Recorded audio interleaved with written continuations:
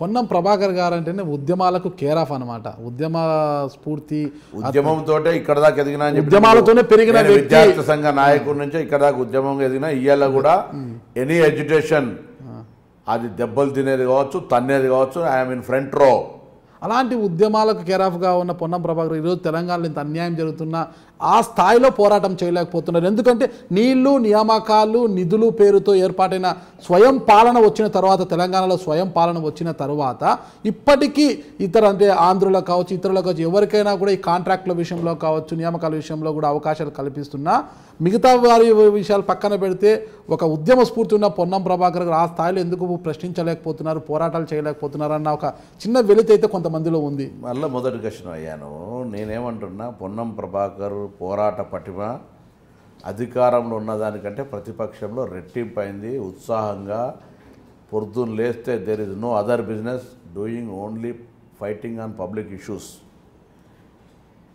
Karimnagar parliament క్షేత్రంగా నా యొక్క కార్యక్రమాల వివరాలను మీరు దయచేసి అక్కడి నుంచి తెప్పించుకొని చూడండి. మీరు హైదరాబాద్ మహానగరంలో బతికేటోళ్ళు మీరంతా, మేము పల్లెటూరులో కాబట్టి ఇక్కడ దాకా అందుతలేదు కాబట్టి హైదరాబాద్ మహానగరంలో ఉంటారు కదా. నేను నెలకు 10 రోజులు కూడా ఉండే ఇక్కడ, 20 రోజులు నా ఊర్లో ఉంటా. ఏదో సందర్భంగా ఇక్కడ ఉన్నాం, రాజకీయ పరంగా హెడ్ క్వార్టర్ ఇక్కడ కాబట్టి ఉంటాము. నా ఊరు కరీంనగర్. నేను I love my Karimnagar.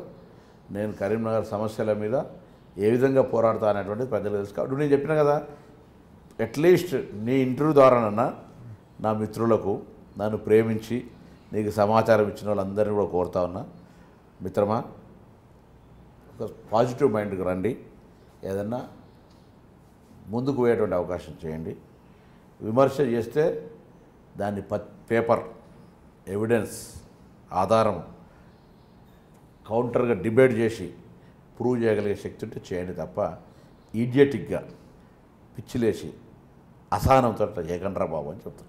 Congress పార్టీకి అనుబంధంగా ఉండే ఎన్ఎస్ఏ విద్యార్థి విభాగం నుంచి, ఆ ఉద్యమాల నుంచి మీరు కాంగ్రెస్ పార్టీలోకి వచ్చారు. వచ్చిన తర్వాత ఐ థింక్ 2004లో అనుకుంటా రాజకీయ కురుడు ఎంఎస్ఆర్ గారి మీదే కరీంనగర్ నుంచి మీరు పోటీ చేశారు. 25,000 ఓట్లు తెచ్చుకున్నారు మీరు అక్కడ. అసలు ఆ రోజు ఎందుకు అలా పోటీ చేయాల్సి వచ్చింది ఆయన మీద? నా తండ్రి ఆదేశం. ఆనాటికే 1987లో నేను కాలేజీ ప్రెసిడెంట్ అని చెప్పిన. 2004 అంటే 17 సంవత్సరాలు.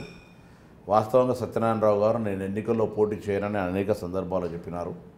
ఈ చర్చ రాకముందు కూడా నేను చెప్పిన సత్యనారాయణరావు గారు నేను రాజకీయంగా నాకు పెద్ద మనిషిని చెప్పారు. వాళ్ళంతా నీతివంతులు, చాలా ఆశ్చర్యపోయా నేను, గౌరవమైనటువంటి పెద్దవాళ్ళని చెప్పినాను. అదేవిధంగా సత్యనారాయణరావు గారు ఎన్నికల్లో పోటీ చేయని చెప్పడమే కాక, నేను ఎన్నికల్లో పోటీ చేస్తా అంటే నాకు అవకాశం ఇచ్చి నువ్వు పోటీ చేయమని చెప్పిన వ్యక్తి. నాతో పాటుగా నా తల్లిదండ్రులకు కూడా పొన్నం ప్రభాకర్ టికెట్ ఇచ్చినా కష్టపడి గెలిపించుకోమని చెప్పినటువంటి వ్యక్తి. ఆనాడు మీకు మా మిత్రుడు గిడుగు రుద్రరాజు గారు తెలిసే, గిడుగు రుద్రరాజు తెలుసు, మీరు అడగండి. గిడుగు రుద్రరాజు గారు ఇవాళ సాక్షిలో ఈనాడు నుంచి ఉన్న దిలీప్ రెడ్డి గారు ఉంటారు, తెలుసా? తెలుసు. ఆంధ్రజ్యోతిలో సుధాకర్ గారు అని ఉండరు, తెలుసు, సీనియర్ జర్నలిస్ట్. వీళ్ళు ఆనాడు ఢిల్లీలో ఉండరు. సత్యనారాయణరావు సాబ్ నాకు టికెట్ ఇచ్చిండ్రా, చెప్పిండ్రు టికెట్ అయిపోయింది నాది అని చెప్తే, రాజుగారు నా దగ్గర మిత్రుడు, వాళ్ళ పైసలతో స్వీట్ కొనుకొచ్చి సత్యనారాయణరావు గారు ఉన్న గెస్ట్ హౌస్లో సత్యనారాయణరావు గారికి స్వీట్ తినిపించి అని మా అమ్మా నాన్నతో మాట్లాడి, నీ కొడుకు టికెట్ ఇచ్చినామా, కష్టపడి గెలిపించుకోండి అని నా కార్యకర్తలు, నా ముఖ్య నాయకులతో ఒక 100 మందితో టెలిఫోన్ మాట్లాడిచ్చిన సార్కు. రాజకీయ పరిణామాలు నేను వారినేం తప్పుపడతలేను. ఇవాళ వారు పెద్ద మనిషి, ఇవాళ కూడా చెప్తున్నా, వారి ఆశీస్సులు నాకు ఉన్నాయి. వారు చాలా గౌరవమైన వ్యక్తి, దాంట్లో ఏమి ఇష్యూ డిస్ప్యూట్ లేదు. I respect him. సరే, ఆ రోజు మనసు మార్చగలిగారు రాజకీయంగా. తెల్లారి వరకు టికెట్ మారిపోయింది. సరిగ్గా వారే పోటీ చేసినారు. కానీ మా నాయన ఒక మాట అన్నాడు, అరే 17 సంవత్సరాలు రాజకీయాలు ఎదిరిన బిడ్డ, ఆర్థికంగా నిజంగా చెప్తున్నా, నా కుటుంబం నాకు ఆర్థికంగా అన్ని రకాల సహకారం చేసింది. నా అన్నలు, మా వదినలు, నా మిసెస్ కావచ్చు, మా పిల్లలు కావచ్చు, నా కుటుంబంలో నా రాజకీయ మిత్రులు కావచ్చు. ఉదాహరణకు మీరు అర్ధరాత్రి తిరిగి 10 గంటలకు వస్తా ఉన్నాం, 20 మంది భోజనం చేయాలి, భోజనం వంట పెట్టేటువంటి ఇల్లు కూడా సహకారం కాదు. నాకు పొలిటికల్ పొన్నం ఫ్యామిలీ అనేటువంటి టోటల్ అవుట్ రైట్ సపోర్ట్. అటువంటి పరిస్థితులలో మా నాయన, అరే సత్యనారాయణరావు సాబ్ నాతోనే స్వయంగా మాట్లాడి నీకు టికెట్ ఇచ్చినా అన్నాడు. మళ్ళీ ఆయన పోటీ చేస్తాను, నువ్వేం లేదు, నువ్వు ఎన్నికల్లో పోటీ చేయన్నాడు. 1 ఎకరం అమ్మినా మంచిదే, ఎన్ని పైసలు ఖర్చు అయినా పర్లేదు, పోటీ చేయన్నాడు. ఇలా మా నాయన చనిపోయినాడు కీర్తిశేషులు.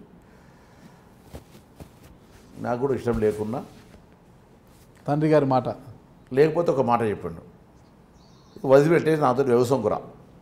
నేను ఎంఏ చదివినా ఎల్ఎల్బి చదివినా మా నాయన వ్యవసాయం రమ్మంటుండు అని అనుకొని పోటీ చేసిన.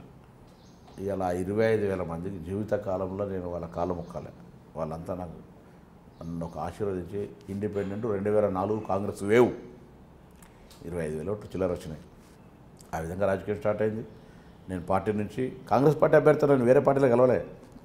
ఆనాడు నేను కాంగ్రెస్ పార్టీ కార్యకర్తల అభ్యర్థి, వారు అధిష్టానం వర్గ అభ్యర్థి అనే తిరిగిన. అధిష్టానం బీఫామ్ ఇచ్చింది, మీ కార్యకర్తలు బీఫామ్ ఇచ్చారు. తిరిగిన ఎస్ తీసుకురాగలరు. వెంటనే తెల్లారి రాజశేఖర రెడ్డి గారి ప్రమాణ స్వీకారం కూడా వచ్చేసింది. నేను కాంగ్రెస్ పార్టీ కదా అని మళ్ళీ అన్ని కార్యక్రమాలు ఉంటుంటాయి. రాజశేఖర రెడ్డి గారు అన్ని కార్యక్రమాలు ఉంటుంటాయి. సో 2005కి వచ్చేటప్పటికి నేను మళ్ళీ సత్యనారాయణ సార్ నేను మరి అటుగానే తిరుగుతాను, నేను పార్టీలో సరే ఆ రోజు ఏదో సందర్భం చేసినాము, మీరు పెద్ద మనిషి, నన్ను మీరు క్షమించాలి అని ఏంటంటే, ప్రభాకర్ నాకేం అభ్యంతరం లేదు, కిందోళ్ళు అందరూ ఒప్పుకుంటా అంటే సరే కిందోళ్ళు వాళ్ళ పేర్లు అవసరం లేదు, కొంతమంది విరోధం చెప్పినా కొంతమంది చెప్పినా ఏది జరిగినా. ఆనాడు కేశవరావు గారు అధ్యక్షులు, మే 8 నా బర్త్డే పోయి సార్ ఇలా నా బర్త్డే ఆశీర్వచనం అంటే పాపం ఆయన్నే కంప్యూటర్ మీద కూర్చొని నా సస్పెన్షన్ రివోక్ లెటర్ కొట్టి ఇచ్చేసిండు. Okay, suspension ఎత్తివేశారు. ఎత్తివేసినాక మే అయిపోయింది. జూన్ జూలై అట్లా ఆగస్టు వచ్చేటప్పటికి నేను మళ్ళీ మున్సిపల్ ఎలక్షన్లు వచ్చినాం. కరీంనగర్ మున్సిపల్ ఎలక్షన్లలో చాలా యాక్టివ్గా సత్యనారాయణ గారితో ప్రచారంలో జరిగినా. నేను యాక్టివ్ కార్యకర్త నేను చెప్తే కదా.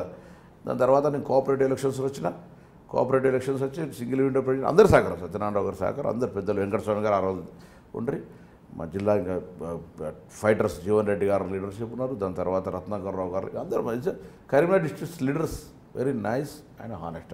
I can say anyway. అంటే వేరే వాళ్ళు కరెక్ట్ అని అట్లా నేను ఇప్పుడు నువ్వు పెద్దన్న మంచివాడు చిన్న తమ్ముడు అట్లా కాదు కదా. చాలా మంచి జిల్లా, అందరూ కూడా కలిసి రాజకీయంగా ముందుకు పోతుంటారు.